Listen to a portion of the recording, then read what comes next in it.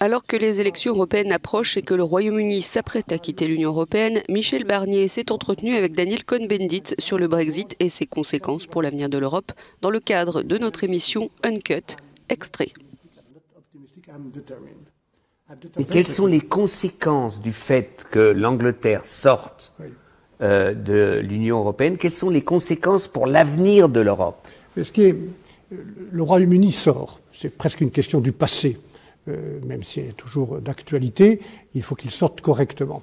Ce qui me paraît important, et ce que j'ai cherché à écouter dans le débat britannique, c'est pourquoi le Brexit. Il y a les conséquences du Brexit que nous gérons dans ce traité. Mais pourquoi les 52% des Britanniques ont voté contre l'Europe? Il faut écouter, il faut comprendre, il faut répondre.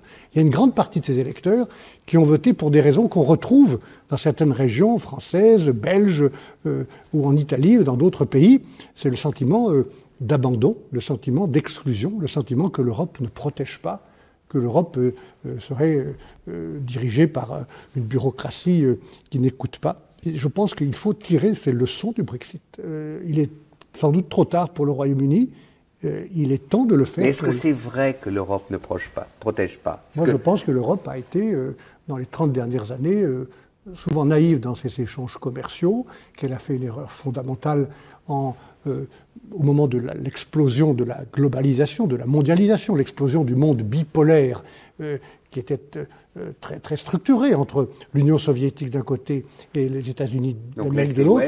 Oui, on a vu une explosion de la mondialisation avec beaucoup de progrès, beaucoup de gens qui sont sortis de l'extrême pauvreté, mais en même temps, l'idée que tout était désormais possible, c'était le laisser faire, laisser aller, l'ultralibéralisme. Voilà l'erreur de fond qui a été sans doute commise par beaucoup de pays dans le monde, qu'on a payé et qu'on n'a pas fini de payer depuis la crise financière, et une dérégulation, une absence de gouvernance mondiale. Je pense qu'il est temps qu'on revienne, comme nous le faisons depuis quelques années, au fondement de l'économie sociale de marché. Et les trois mots sont importants. Économie, sociale, marché, pas seulement deux.